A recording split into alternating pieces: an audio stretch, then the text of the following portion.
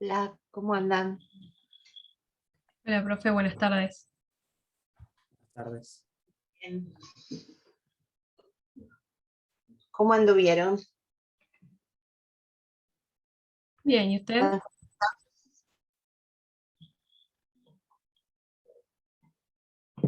el nuestro lo corrimos. Sí, para el 19. Bien.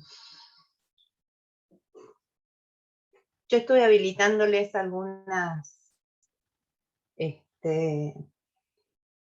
algunos documentos y también a unos PowerPoint y unos fallos. Vayan mirándolos porque de ahí es donde nosotros vamos tomando las preguntas. ¿Eh? Por ejemplo, bueno. ¿Alguno por ahí es anfitrión o puede conseguirnos a alguien que sea anfitrión? Sí, ahí le mando a Rosela. Ah.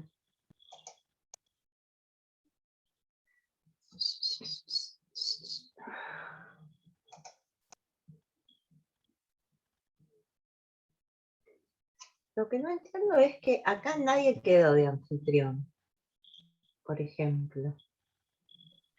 Pasa que lo abre Secretaría Claro, pero, Académica temprano y sí, después se pero va. después se va y se lo tendría que Sí, dejar a alguien, supuestamente. sí, Y pero no, nadie entonces queda. no. Antes sí tenía que quedar alguien, pero ahora creo que cambió y no puede no haber. Ahí le avisé a Rosela y ella ahí entra y nos habilita. Porque les quería mostrar unas cositas de lo que dejé. Más que nada, de los temas que me fue pasando Freddy. Lo único que va a quedar un poco retrasado en esta parte, que yo siempre lo doy al principio, hablamos al principio porque no tiene tiempo para darlo y es el tema de ella, es de la doctora Bernetti, que siempre da daño, y a mí me gusta que lo de ella, ahí está, anda por ahí, graduados, si me pasa de anfitrión, graduados, acá está. Ahí está, Ahí profe.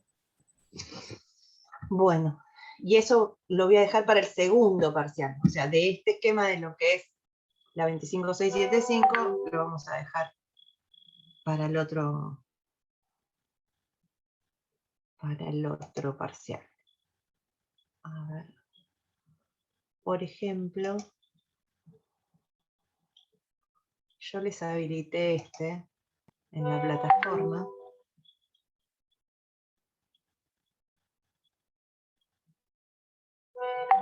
Ustedes díganme si lo ven. ¿Lo ven? Sí, sí. ¿Sí? Bueno, esperen un cachito. Quiero mostrarles algo. Porque... Uy, qué lento está esto.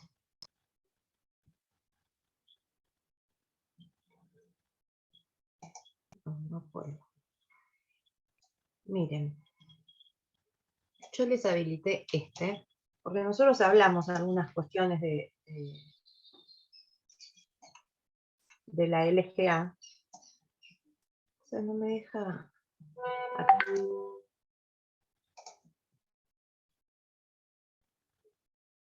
Ahí está. Yo acá, ustedes van a ver que, ¿saben con qué lo hice? Lo hice con audio. Entonces, más allá de algunas clases que deben tener grabadas, estas que les doy, dejé algunas, estoy dejando algunos power con audio, con un poquito más de material en esos audios y con referencia específica a doctrina. Entonces acá les dejé para repasar algunas cuestiones de la ley general, ¿sí? Para que les quede esto que ya los venimos viendo, y los principios que me interesan, ¿no? Que esto es lo que va a entrar también en el examen. Entonces cada uno de los principios, ustedes van acá, cliquean ahí, y a ver, bueno, no responde ahora, pero cliquean acá y el audio arranca y explico uno por uno los puntos que tienen. No, creo que no es compatible en mi audio actual con este ahí. Y les dejé este fallo, que es el fallo Majul. Entonces repasan los principios con el audio, porque tienen un audio, y finalmente van al fallo Majul, que habla de principios. Eso es como para que tengan claro. A ver cómo... Esperen un cachito. Que ahora voy a ir a otro tema, si es que lo encuentro. Cosa que no veo acá. Ahora es cerrado. No, está acá. ¿Qué no?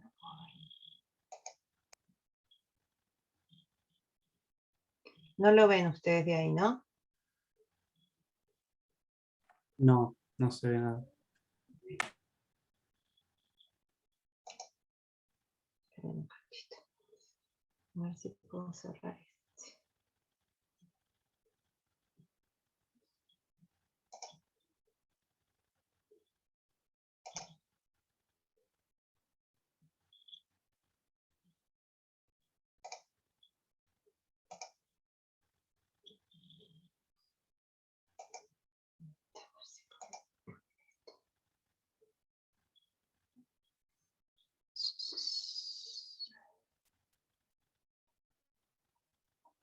Acá está.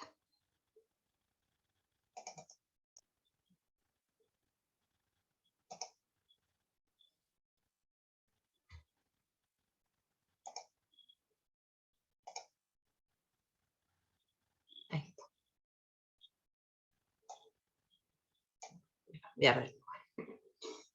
Vamos a ver si tengo acá toda la parte de proceso dentro de la 25675. Pero imagino que ya vienen hablando incluso con Freddy y con otros docentes del Acuerdo de Escazú, ¿no? Que es el primer acuerdo en la región que se firma en materia de derechos ambientales, particularmente en derechos de acceso a la información, de acceso a la participación ciudadana y de acceso a la justicia.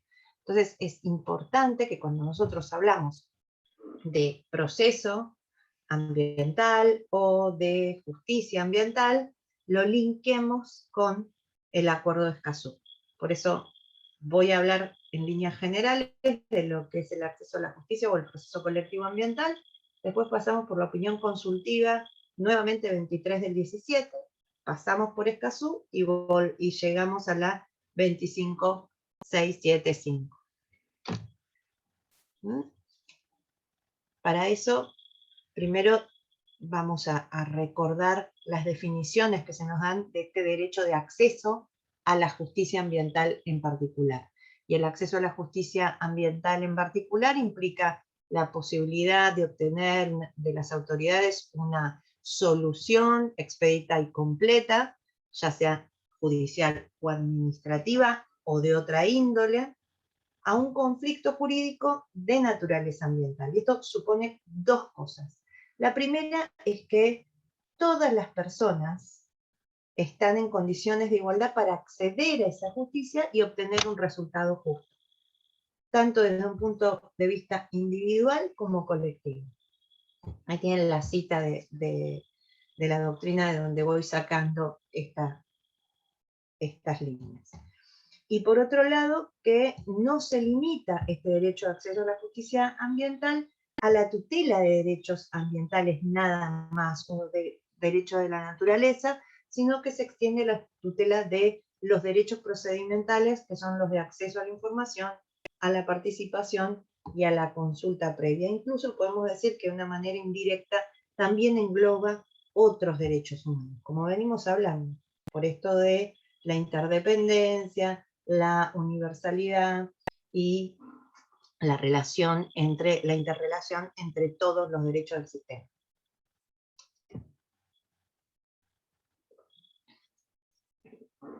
Entonces, cuando nosotros hablamos de proceso, hablamos de herramientas procesales, ¿sí? Para hacer jugar el resguardo o la tutela de los derechos en general y de este derecho en particular, del derecho ambiental. Entonces nos insertamos en los conceptos globales de proceso, pero como hablamos del medio ambiente, no ya como un bien jurídico individual, sino como un bien jurídico colectivo, de incidencia colectiva, nos metemos en el proceso colectivo, en general, y en particular en el proceso colectivo ambiental.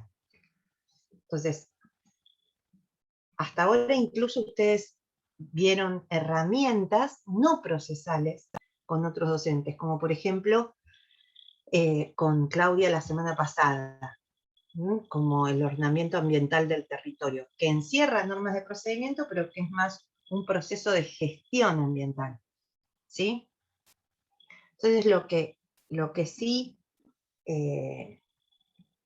podemos ver en este esquema es que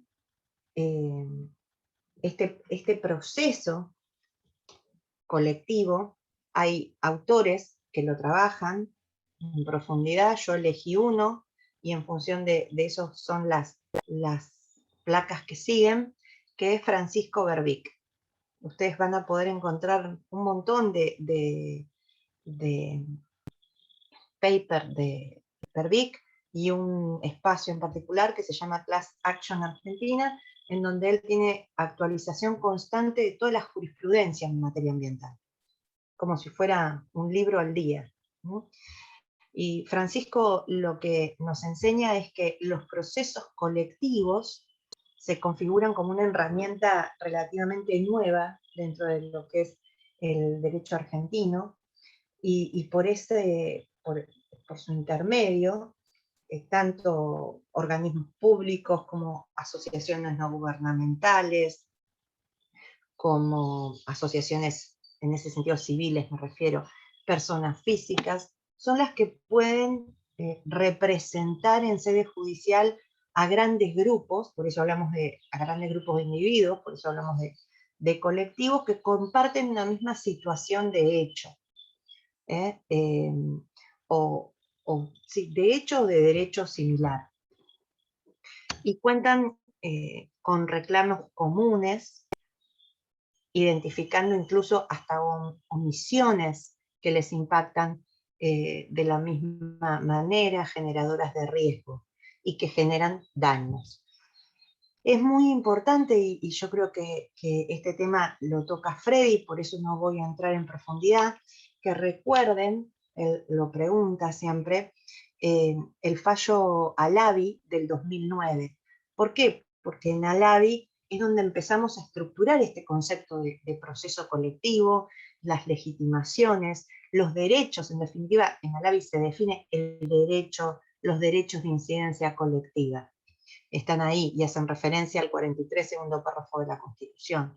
Entonces ahí se fija, la Corte fija los requisitos de procedencia en materia de estos procesos, y nos habla de la acción colectiva en tutela de los derechos de incidencia colectiva referente a los intereses individuales homogéneos.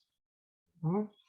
Y establece distintas pautas de trámite, incluso que considera que son fundamentales para proteger los derechos de los miembros de un grupo que se encuentren en la discusión o dentro del debate. Entonces el proceso colectivo también, según la doctrina, es aquel que, por un lado, nos presenta pluralidad de sujetos activos, demandantes, o pluralidad de sujetos en general, demandantes y demandados, con una pretensión referida al aspecto o aspecto de intereses individuales homogéneos comunes, o bienes colectivos, y una sentencia que tiene efectos expansivos, ¿sí? Hacia todas las partes. Entonces, para Verbic, estos procesos colectivos se dan a través de ciertos actores sociales, dice, organismos públicos, asociaciones civiles, personas físicas, pueden representar en sede judicial a grandes grupos de individuos que comparten similar situación de hecho o derecho y que por tal motivo cuentan con pretensiones homogéneas ante quien ha cometido determinado hecho u omisión que les causa un daño. Así identifica el proceso colectivo.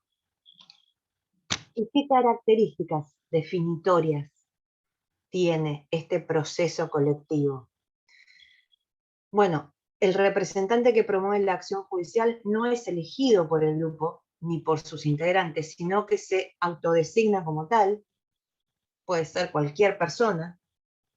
Al menos como regla, los resultados de su accionar afectarán con cualidad de cosa juzgada, con carácter inmutable, estos, a todo el grupo que eligió representar, y no hay en estos procesos contrato ni de mandato, ni apoderamiento alguno que permita al representante actuar en tal carácter, como tradicionalmente ocurre con otros u otras acciones judiciales. Más aún, el representante colectivo puede actuar en desconocimiento de las personas que dice representar, porque habla de la sociedad en general, por el mismo impacto que genera ese bien, y aún en contra de la voluntad de ciertas personas también. En nuestro país, las organizaciones del tercer sector han sido las principales impulsoras de la defensa de derecho de incidencia colectiva. Esto es real, son las organizaciones no gubernamentales, y por medio de estas herramientas o de estos procesos. El campo del derecho de consumidores y usuarios es uno particular. Pero al mismo tiempo cabe decir que en el campo ambiental o derechos humanos también se fue dando con menor medida este mismo reclamo.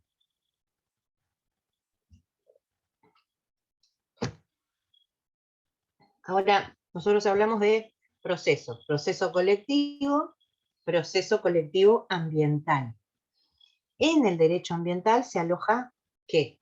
¿O qué venimos hablando? Intereses reflejos, intereses indirectos, de masa, de clase, plurales, supraindividuales, colectivos, que provoca que todas las herramientas clásicas del derecho, esto lo vamos a ver, nosotros ya de alguna manera vimos que cómo ese bien jurídico y estos derechos de incidencia colectiva de tercera generación, cuando generan alguna relación con, por ejemplo, el derecho civil o lo que son las reglas clásicas del derecho civil, lo modifican. Después vamos a ver cómo pasa lo mismo en el ámbito penal. O sea, la estructura del derecho penal clásico empieza a moverse. ¿Por qué? Porque con esta estructura y las estructuras clásicas, tanto de los derechos civiles, del derecho civil y comercial, como el derecho penal, como el derecho procesal, no alcanzan para hacerlos jugar en el ámbito del proceso o en el ámbito del resguardo o el reclamo. Se necesita cambiar esas reglas de juego. Entonces, esas herramientas jurídicas clásicas tradicionales deben ser modificadas para poder permitirnos la defensa de este derecho ambiental.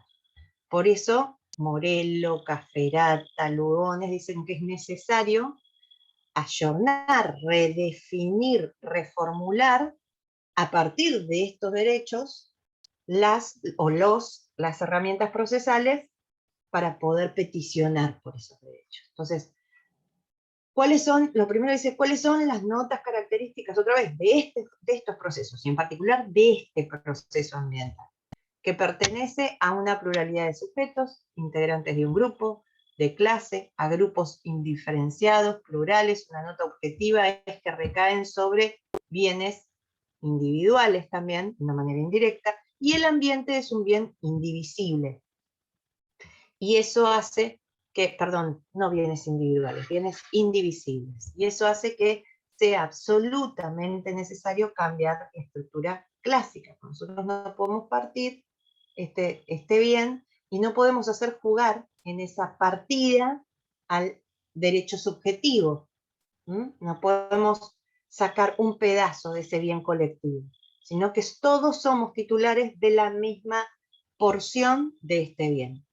Eso hace que sea también indivisible. Y las normas, por lo tanto, que regulan esa estructura, tienen que ser normas flexibles, pero que también tienen un peso y una importancia que depende de un juicio de ponderación del operador jurídico o del intérprete de la norma, que en este caso les pido que pensemos. ¿Puedes ver su obligación? ¿Lo pueden ver todos? Lo que estoy... ¿Sí? Sí, profe, sí, sí. Bien.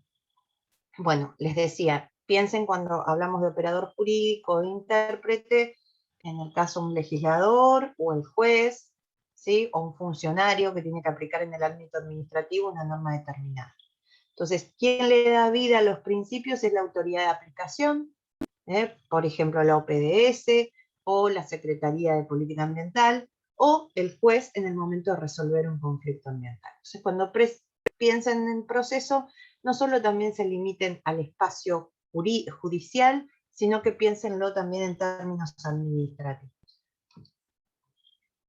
Y cómo, digamos, vamos a empezar a diagramar esa estructura, o cuáles son los principios o las reglas que van a tener que imperar dentro de este proceso colectivo ambiental. Vamos a la opinión consultiva 23 del 17, que ya la hemos visto en otros momentos, cuando hablamos de derechos de procedimiento de acceso, o aquellos que definen cuando vimos definición de derecho ambiental. Esto es, acuérdense, una opinión consultiva dictada por la Corte Interamericana de Derechos Humanos. Y la Corte dice que ha referido que el acceso a la justicia constituye una norma imperativa del derecho internacional. En términos generales, ese tribunal ha sostenido que los Estados partes se obligan a suministrar recursos judiciales efectivos a las víctimas de violaciones de derechos humanos. Este es el artículo 25 del pacto. de San José de Costa Rica. Recursos que deben ser sustanciados de conformidad con las reglas del debido proceso legal, y el 8.1, también del mismo corpus legal. Todo ello dentro de la obligación general. Nona, WhatsApp de audio. Todo ello dentro de la obligación general a cargo de los mismos estados. ¿De qué? De garantizar el libre y pleno ejercicio de los derechos reconocidos en la Convención a toda persona.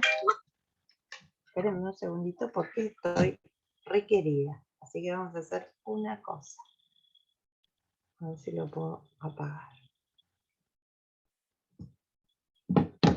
Ahí está. Bien, entonces, lo primero que nos está diciendo con esto y con la referencia a los artículos del Pacto de San José de Costa Rica es que hablamos dentro de la temática ambiental también del derecho de debido proceso y de sus reglas en términos generales. ¿Por qué? Porque habla del artículo 25, del 8.1 y del 1.1, ¿sí? Que son los que nosotros siempre citamos cada vez que hablamos de debido proceso, recursos judiciales efectivos y acceso a la jurisdicción. Entonces, esos 3 artículos de la Convención Americana también se aplican dentro del esquema del proceso ambiental. En el contexto de la protección ambiental, dice la Corte, el acceso a la justicia permite al individuo velar porque se apliquen las normas ambientales y constituye un medio para remediar cualquier violación a los derechos humanos que hubiera sido causada por el incumplimiento de normas ambientales. Y él ahí habla de, digamos, de una protección refleja a otros derechos que no son de incidencia colectiva, incluyendo los recursos y la reparación.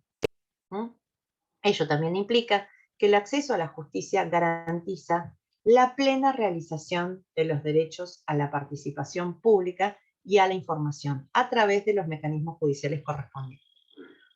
Entonces los vuelve a unir, vuelve a juntar acceso a la información, acceso a la participación y acceso a la justicia. ¿Sí? Como que es un todo, es casi inescindible llegar a justicia sin antes no haber pasado y haberse habilitado el acceso debido a la información, lo que no quiere decir que no lleguemos a justicia igual, ¿no? Incluso por denegación de ese acceso a la información o por denegación de ese acceso a la participación, ¿sí? Siempre tenemos que tener el recurso habilitado al final. Entonces, vimos los conceptos o el concepto general de este derecho, lo particular que nos viene diciendo la Corte, y ahora, ¿qué es lo que dice Escazú? Y si Escazú habla de justicia y de proceso ambiental. Y efectivamente, hay una referencia específica en el artículo 8 al acceso a la justicia en asuntos ambientales. Y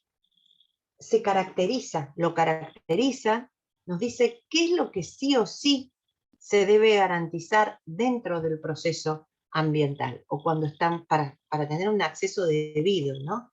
Y hace referencia más que nada al derecho, pero a las garantías, ¿no? Que son 2 cosas distintas, acuérdense. Entonces, cada parte, esto es, cada estado parte firmante, ¿qué es lo que garantiza? Garantiza el derecho de acceder a la justicia en asuntos ambientales, con garantías en el debido proceso, primero. Y segundo, ¿qué es lo que asegura cada uno de los estados? En el marco de la legislación nacional, el acceso a instancias judiciales y administrativas para impugnar y recurrir en cuanto al fondo y al procedimiento. Cualquier decisión, acción o omisión relacionada con el acceso a la información ambiental, cualquier decisión, acción o omisión relacionada con la participación pública en procesos de toma de decisiones ambientales, cualquier decisión, acción o omisión que afecte y pueda afectar de manera adversa al ambiente o contravenir normas jurídicas relacionadas con el ambiente. Entonces, ustedes van a ver que el Acuerdo de Escazú consagra y desarrolla estos derechos, el derecho de acceso a la información ambiental y al de participación pública. Pero además, cuando nosotros estamos hablando de acceso a la justicia, cuando alguno de estos derechos, una decisión los afecta afecte por acción u omisión de alguna manera, también habilita el acceso a la justicia en estos casos particulares, más allá de que nos encontremos con una decisión, acción, omisión que afecte o pueda afectar de manera adversa al ambiente en general o contravenir normas jurídicas relacionadas con el ambiente en general, ¿sí?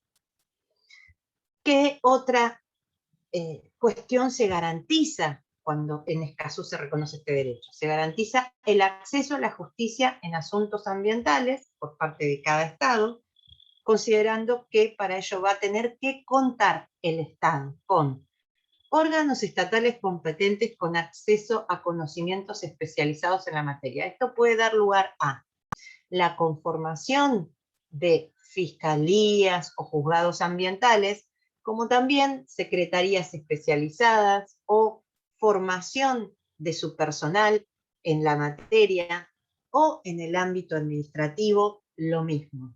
¿Sí? ¿Por qué? Porque la manera de que se asegura ese acceso a la justicia en asuntos ambientales no solamente es con la habilitación para poder ingresar a ese procedimiento, sino que el que esté del otro lado tenga la especialidad y entienda de qué estamos hablando.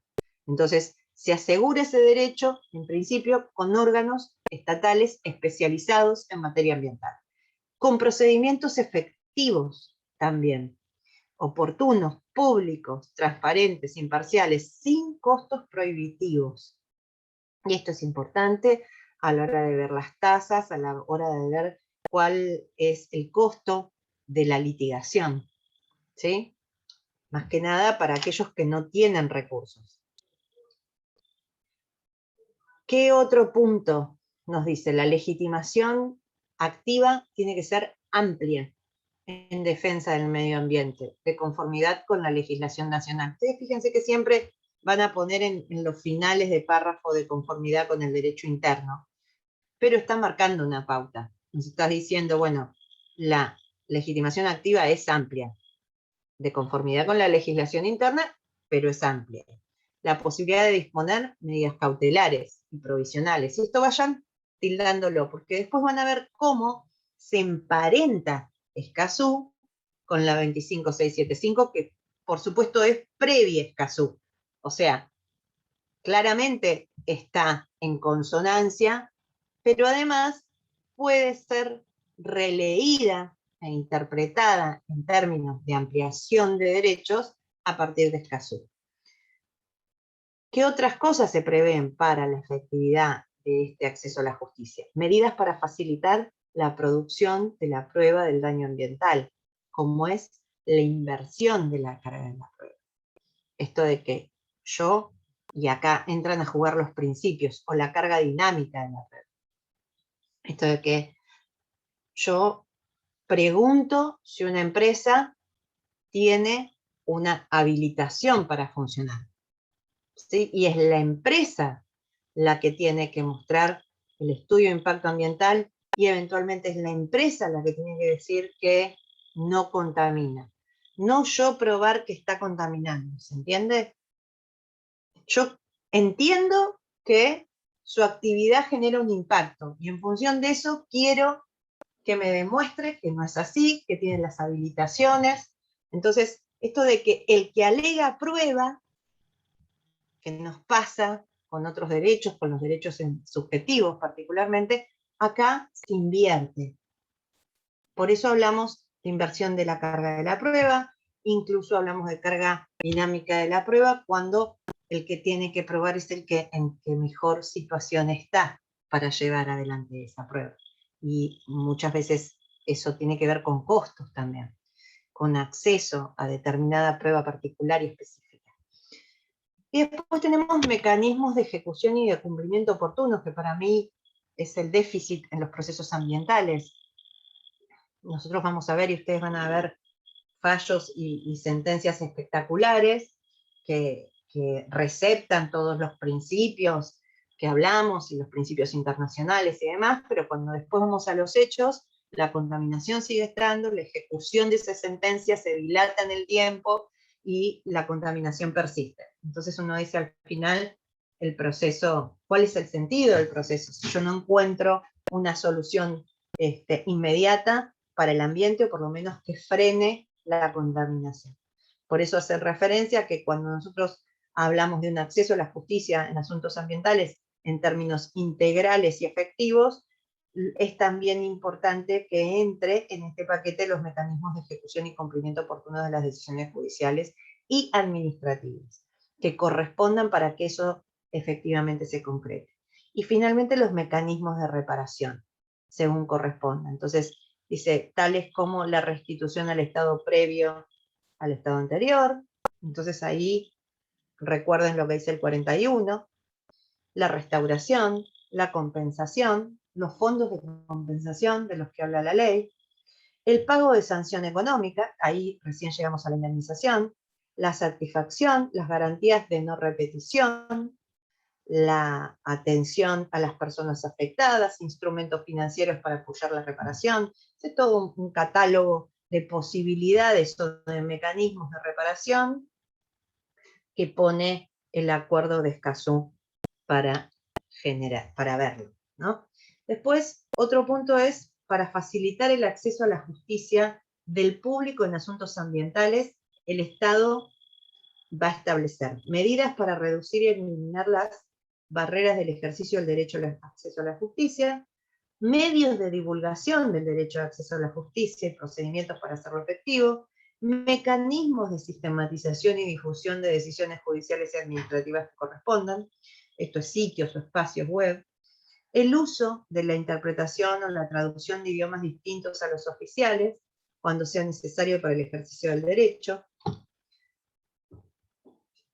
Otro punto para hacer efectivo este derecho es que cada Estado va a tener que atender, y esto es importante porque es la diferencia que digamos, pone al acuerdo de Escazú con el acuerdo de Aarhus, ¿no? Que es un paralelo en términos de la comunidad económica de la Unión Europea, que tiene un tratado similar, pero la diferencia que tiene con nuestro tratado es que nosotros acá ponemos el acento en el acceso a las personas o grupos en situación de vulnerabilidad, mediante, dice, el establecimiento de mecanismos de apoyo que incluya la asistencia técnica y jurídica gratuita, según corresponda.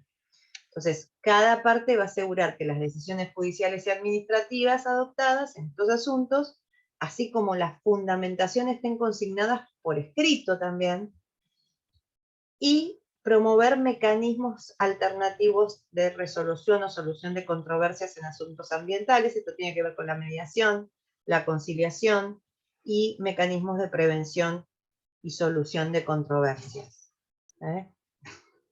Que esto de alguna manera, digamos, acelera la resolución del caso. Acerca a las partes, puede generar, digamos, soluciones innovadoras. No siempre, ustedes recuerden que en la sentencia por lo general, y casi siempre es así, una parte gana y la otra pierde, y esto nos enseñaban distintos autores de derecho ambiental, que cuando nosotros lo que prevemos o lo que buscamos es la concreción del desarrollo sustentable, deberíamos tratar de buscar equilibrios en el desarrollo y respuestas ciertas sobre los daños, ¿no? Esto no quiere decir que mediando lo que estemos haciendo es aceptando los daños generados sin ningún tipo de reparación, ¿sí? Y ahí, de a poquito, llegamos a la Ley General del Ambiente. Entonces, sí, esperen que voy a buscar, a ver si yo estoy aquí.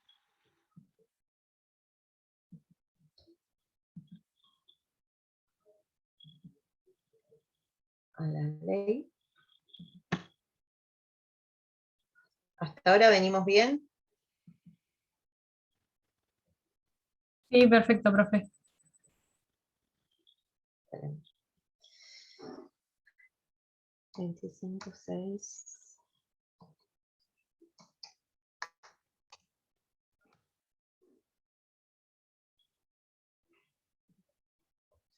fíjense que yo ahí pongo competencia, esto es decir, a quién le va a tocar resolver en la temática ambiental, a un juez local o a un juez federal. Acuérdense que nosotros vimos qué pasaba con la competencia y quién era el juez, si había interjurisdiccional. La regla era que intervenía el juez local y la excepción era que intervenía el federal ante el daño interjurisdiccional. Por eso les pongo el artículo 7, que dice: la aplicación de esta ley corresponde a tribunales ordinarios, según corresponda por territorio, materia o persona. En caso de acto, omisión o situación generada que provoque efectivamente degradación o contaminación de recursos ambientales interjurisdiccionales, la competencia será federal. Y después, también, me voy al artículo 32, que dice: la competencia judicial ambiental será la que corresponda a las reglas ordinarias de competencia. El acceso a la jurisdicción por cuestiones ambientales no admitirá restricciones de ningún tipo y especie, y esto piénsenlo con lo que acabamos de leer de Escazú. Y el juez interviniente podrá disponer todas las medidas necesarias para ordenar, conducir o probar los hechos dañosos en el proceso a fin de proteger efectivamente el interés general. Y este artículo es muy importante en lo que hace a las funciones del juez, porque se dice que le da facultades ordenatorias. Esto lo van a ver al final. Nosotros vamos a terminar acá con un videíto de 10 minutos en donde Lorenzetti explica cómo ordenó y cómo acomodó la Corte la gestión, digamos, de la conflictividad del caso Matanza-Riachuelo.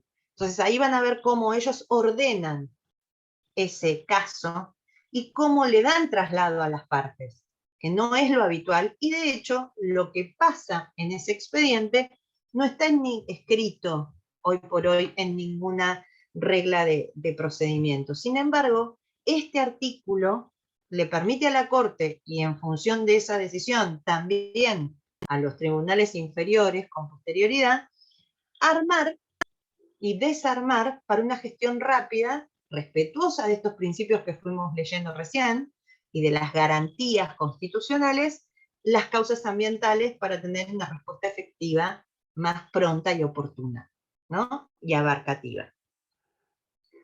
Después van a ver en negrita, así que eso no se los voy a leer, que tiene que ver con la sentencia, porque está observado en el artículo 32. Y finalmente dice: en cualquier estado del proceso, aún con carácter de medida precautoria, podrá solicitarse medidas de urgencia, aún sin audiencia de la parte contraria, presentando debida caución por daños y perjuicios que pudieran producirse, y el juez podrá asimismo disponerlas sin petición de parte. Entonces, cuando hablamos de competencia y de funciones del juez, van al artículo 7 y al 32 de la Ley General, que se corresponde, si bien es previo, con los parámetros que están definidos en el Acuerdo de Escazú. ¿Qué otra norma relevante o qué hace a este proceso colectivo ambiental tiene la 25675? Las acciones. Entonces, esas acciones están definidas en el artículo 30 de la ley. Y dice: producido el daño ambiental colectivo, y esto lo van a ver en su momento, tendrán legitimación para obtener la recomposición del daño ambiental. O sea, hay una acción de recomposición. ¿Quiénes pueden interponer esa acción de recomposición? El afectado, el defensor del pueblo, las asociaciones no gubernamentales en defensa ambiental, conforme el 43. Y un detalle que es muy importante: además de estos legitimados, también legitima para interponer esta acción al Estado nacional, al provincial y al municipal. ¿Sí? Esto acuérdenselo. ¿Por qué es importante? Porque tiene que ver con cuando se privatiza, ¿sí?, un servicio. Y ya el Estado no lo tiene a su cargo. Entonces ese servicio o esa acción o lo que fuera puede generar algún daño o una contaminación al ambiente.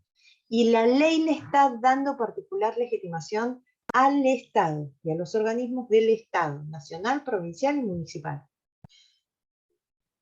Asimismo, dice, quedará legitimado para la acción de recomposición o indemnización pertinente la persona damnificada por el hecho dañoso acaecido en su jurisdicción, es decir, el damnificado. No el afectado de un derecho colectivo, el damnificado. Deducida demanda de daño ambiental colectivo por alguno de los titulares señalados antes, no pueden interponerla los restantes, dice la ley. Lo que obsta su derecho, lo que no obsta, es decir, pueden intervenir como terceros. ¿Sí? Sin perjuicio de lo indicado precedentemente, toda persona, cualquiera, puede interponer acción de amparo por el cese de actividades generadoras de daño ambiental colectivo. Entonces, en este artículo hay 3 acciones. La acción de cese, que muchos la identifican como si fuera una acción popular, ¿sí? Todos, sin ningún tipo de restricción, podrían, pero todos pueden, ¿qué? Pedir una sola cosa, que es el cese de la contaminación, no más que eso. Si queremos pedir más, la legitimación se va limitando. Y ya hablamos de otro tipo de acciones en este esquema de daño ambiental colectivo, y que es la de recomposición de daño ambiental colectivo y la de indemnización de daño ambiental colectivo. Entonces, 3 acciones: cese, recomposición e indemnización de daño ambiental colectivo es la que contiene el artículo 30. Y el mismo artículo, más el 31, nos hablan de la legitimación para obrar. ¿Qué dice el 31? Si la comisión de daño ambiental colectivo hubiere participado 2 o más personas, o no fuere posible la determinación precisa de la medida del daño aportado por cada responsable, todos serán responsables solidariamente de la reparación frente a la sociedad, sin perjuicio en el caso del derecho a repetición entre sí, para lo que el juez interveniente puede determinar el grado de responsabilidad de cada uno. En el caso de que el daño sea producido por persona jurídica, la responsabilidad se hará efectiva a las autoridades y profesionales en la medida de su participación. Y este artículo entonces nos habla de la responsabilidad objetiva que se encierra, ¿sí? Y la posterior que habla de la solidaridad entre los responsables y la medida de su definición por parte del juez. Entonces ven cómo, más allá de ser una ley de política ambiental, es una ley de presupuestos mínimos que han cerrado conceptos de fondo, ¿sí? Definiendo herramientas de fondo, de política, pero también de procedimiento, como estas. Vuelvo sobre Verbeek. Entonces dice, ¿cuál es una de las críticas que él hace? Él dice que ahí sí tenemos una regulación asistemática e insuficiente de este proceso colectivo en la Ley General del Ambiente. Porque se excluyen algunos casos que tenemos que empezar a ver en esta acordada, que es del 2016 de procesos colectivos. Falta un fuero especializado en materia ambiental, hay en algunas provincias sueltos, hay demoras excesivas y escasa publicidad de los procesos ambientales, y hay una interpretación muy restrictiva de este beneficio de gratuidad. Hay ausencias de mecanismos de apoyo económico y financiero para este tipo de litigios, falta de reglamentación del Fondo de Reparación Ambiental, el artículo 34, las cargas dinámicas en nuestro ordenamiento se dan, pero no en materia ambiental, entonces es interesante, esto se los digo yo aparte, empezar a trabajar este punto a la luz de lo que vimos recién del Acuerdo de Escazú. Eso es un tema interesante para ver, porque tendría que ser ampliado, modificado o reinterpretado. Y hay una ausencia completa de regulación en materia de mecanismo de ejecución de sentencias. Por eso yo subrayaba que para mí ese es el problema central. En una época fueron otros, ¿no? Fue la legitimación, pero hoy es este. Un poco lo que yo les pongo acá es lo que acabamos de ver recién, ¿no? El proceso ambiental entre el 27 y el 30. Las distintas pretensiones, la legitimación, cuál es el procedimiento, o sea, bajo qué forma procesal se da, y quiénes pueden peticionarlo. Pues por acá van a tocar y tienen la explicación.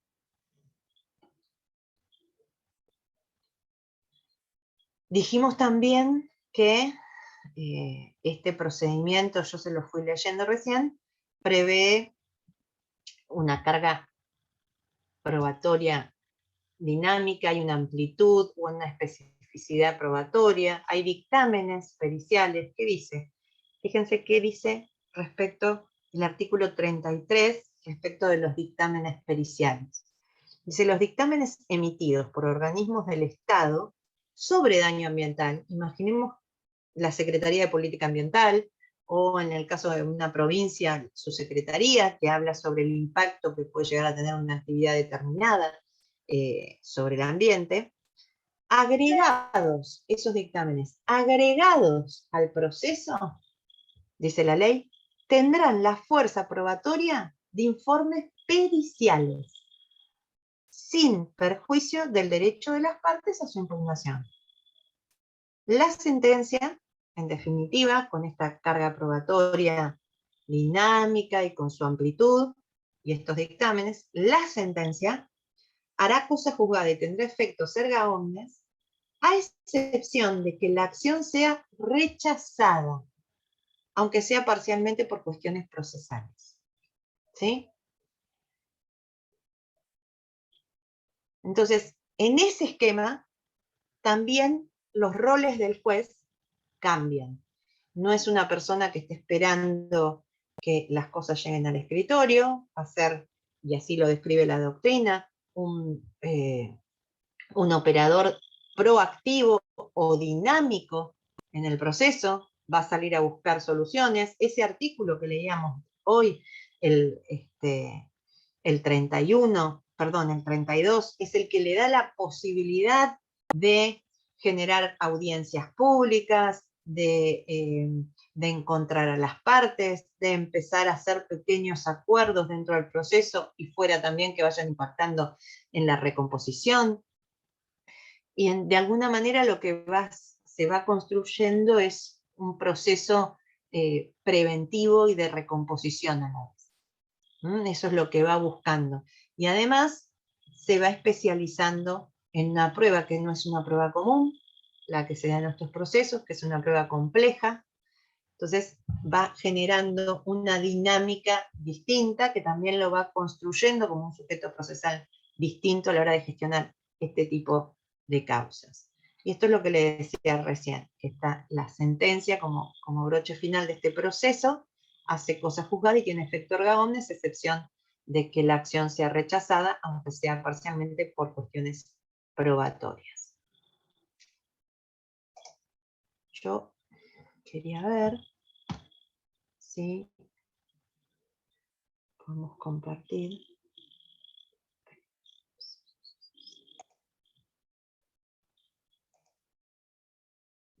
Uh-huh.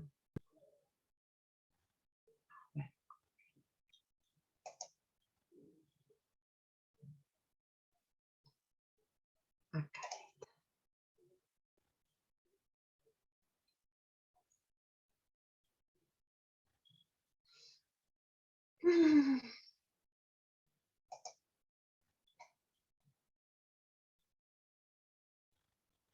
¿Cómo lo abro? Espera un cachito.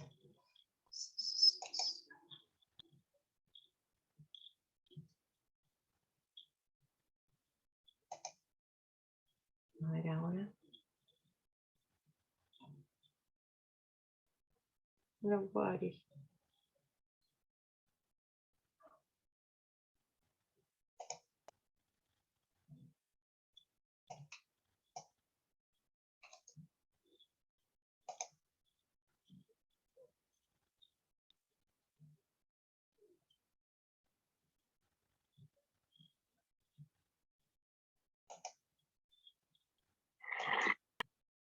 A ver, chicos, si puedo. Si no lo puedo poner acá, ¿cómo lo podemos poner?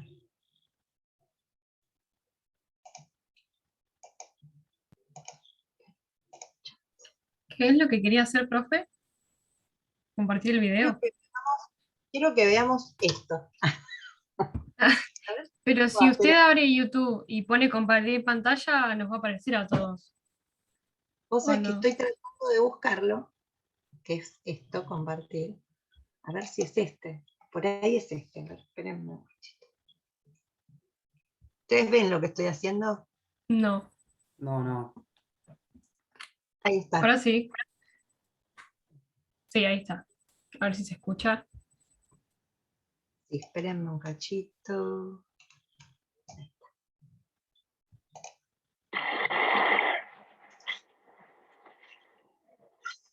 Ahí lo escuchan, ¿no? Sí, se escucha.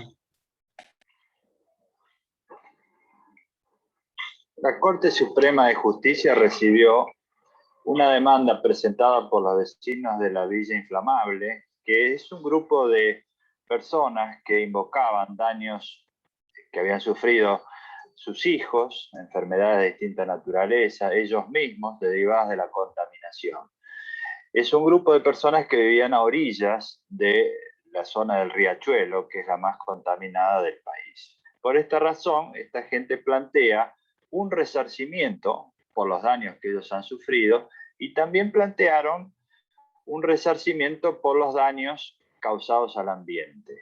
Los daños causados al ambiente específicamente consistían en la contaminación de las aguas del río, en la contaminación del fondo del río, de toda la zona aledaña y del aire, es decir, una zona altísimamente contaminada. Y pedía la constitución de un fondo de reparación consistente en $500 millones. Lo que ocurre es que ellos invocaban que hacía más de 100 años que el riachuelo estaba bajo políticas públicas que habían fracasado siempre. La mayoría de la gente lo usa de cloaca al arroyo. El agua, el que puede la compra, porque tampoco nos traen agua. O sea, mi nene a veces tiene problemas para respirar o en la piel. Como el sello de bebé, todavía ella tiene puntitos de los granitos que tuvo, ¿eh? Ella ahora empezó a sufrir de la panza, que dice que le arde el estómago muchas veces. Y después yo me enfermé del estómago, del hígado, con tomar el agua esta. Yo para el año 98, que estaba embarazada de mi bebé, y lo perdí a los 8 meses. Y me empezaron a nacer después bebés prematuros. Y me dijeron que era porque yo consumía el agua contaminada, que tenía problemas en la placenta. No sé, es como que la gente como que está resignada, está acostumbrada, no sé qué pasa. La Corte recibe esta demanda y este es el primer elemento importante que hay que tener en cuenta. Que gente que se siente aislada, que se siente marginada, llegue a la Corte Suprema es un acontecimiento realmente histórico. La Corte recibe esta pretensión y lo primero que hace es dividirla en dos partes. Una primera que se refiere a los daños personales que cada uno de ellos ha sufrido y les dice, por estos daños tienen que ir al juez más cercano a su jurisdicción, no en la Corte Suprema. Por los daños al ambiente, la Corte dice, esto sí debe quedar bajo nuestra jurisdicción y le vamos a dar prioridad a la prevención de la contaminación futura y a la recomposición de los daños que ya existen. Entonces, bajo esta línea, la bueno, se nos tildó un poquito. Espérenlo.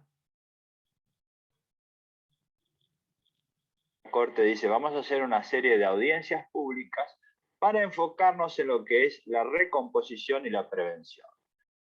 En esa primera sentencia, la Corte lo que hace es ordenar al Estado la presentación de un plan para limpiar el riachuelo, recomponer el agua, recomponer el suelo y recomponer el aire. Esta presentación se hace en una audiencia donde la Secretaria de Ambiente, en representación del Estado Nacional, de la Provincia de Buenos Aires y de la Ciudad Autónoma del Riachuelo. Luego se hacen otras audiencias más de la misma naturaleza para someter este plan a un amplio debate público y con amplia participación ciudadana. Por eso es que participa el Defensor del Pueblo, varias organizaciones no gubernamentales que son vinculadas a la región de La Boca, que es una región que está en la zona del Riachuelo, organizaciones no gubernamentales vinculadas a la protección del ambiente. Se pidió también la opinión de la Auditoría General de la Nación, es decir, una amplísima participación ciudadana para poder tener una visión más amplia de los distintos aspectos involucrados. El daño ambiental colectivo producido tiene claros y directos responsables: las autoridades y las industrias y actividades de servicio, sí señor, actividades de servicio que están instaladas en los márgenes de la cuenca. La cuenca no tiene capacidad para recibir un solo día más de vertidos contaminados. La contaminación es, sin lugar a dudas, un hecho público y notorio, como lo es también sin hesitaciones la responsabilidad de los Estados. En este preciso momento, y cuando aún resta escuchar discursos fervorosos y sesudas exposiciones de funcionarios y abogados de gran prestigio, contratados por empresas, que van a asegurar que su situación en este proceso es una absoluta injusticia porque jamás colocaron residuos industriales o contaminaron la atmósfera de la zona, cientos de niños se agravan en su patología. Antíbera ICA no ha contaminado ni contamina. La actividad de Orbol no resulta contaminante ni de riesgo. Nosotros no tenemos ningún tipo de relación con lo que es el volcado de efluentes líquidos a la cuenca Matanza-Riachuelo. Venimos a manifestar que mi mandante no contamina la cuenca Matanza-Riachuelo. Ácido biográfico, ¿para qué lo utilizan entonces? Eso es muy técnico y yo no tengo la respuesta. Pero ahí debe tener sus ayudantes. Está compuesto por cloro y por hidrógeno. El biográfico ustedes no lo usan. Son angelicales. No, doctor. Sí, estamos haciendo... Créalo, que yo me alegro muchísimo. Usted comprenderá que tenemos que hacer preguntas, tal vez incisivas algunas de ellas, porque de lo contrario se puede llegar a la extraña conclusión de que el riachuelo se ha contaminado solo, porque las afirmaciones son que no hay prácticamente nadie que arroja líquidos de ningún. Después de haber escuchado a algunos, creo que nadie contaminó el riachuelo y que ese informe de 500 páginas no tiene que ver con la realidad, solamente es una coincidencia. Muchísimas gracias. Terminada esta fase de audiencias, la Corte se reúne a estudiar cómo se resuelve la situación. Entonces, dicta una última sentencia en la que se pone énfasis en ordenar que se cumplan efectivamente con lo prometido en esta materia, que es la prevención y la recomposición. La Corte hace una primera introducción en esta sentencia definitiva que dice que lo más importante en materia ambiental es la implementación concreta de las políticas públicas. Es decir, que efectivamente se cumpla con lo prometido. Por eso establece plazos para el cumplimiento de cada una de las políticas y sanciones frente al incumplimiento, que son a cargo de la presidenta de la autoridad de cuenca. La Corte dice, debe haber una limpieza vinculada con la fuente de contaminación industrial. Debe haber un plan de obras públicas, que es el que ya había sido presentado. Se establecen los plazos para que tengamos un plan concreto de obras locales. Debe haber un plan para erradicar los basurales a cielo abierto. Debe haber un plan concreto y con plazos para la terminación de la limpieza del lecho. Debe haber un plan sanitario para atender a las necesidades de la población. Todo esto es lo que contiene la sentencia definitiva, y además hay algo muy importante: se establece un control sobre la ejecución. Se dice, en primer lugar, este plan tiene que tener una amplia información, que sea pública, que sea verificable por cualquier ciudadano y accesible. Además, se establece que el cumplimiento puede ser controlado y debe ser controlado por el defensor general, más las organizaciones no gubernamentales que habían intervenido en la causa. Y en los aspectos económicos, la Auditoría General de la Nación. Esta fue la última decisión, y lo que hace la Corte es decir, la ejecución y el control de esta decisión ya no va a estar en la Corte Suprema, sino en un juez federal, concretamente es el juez federal de Quilmes, al cual se le delega el control de la ejecución de esta sentencia definitiva. Nosotros esperamos que de esta manera se controle y se comience en una fase nueva de ejecución con la amplia participación ciudadana.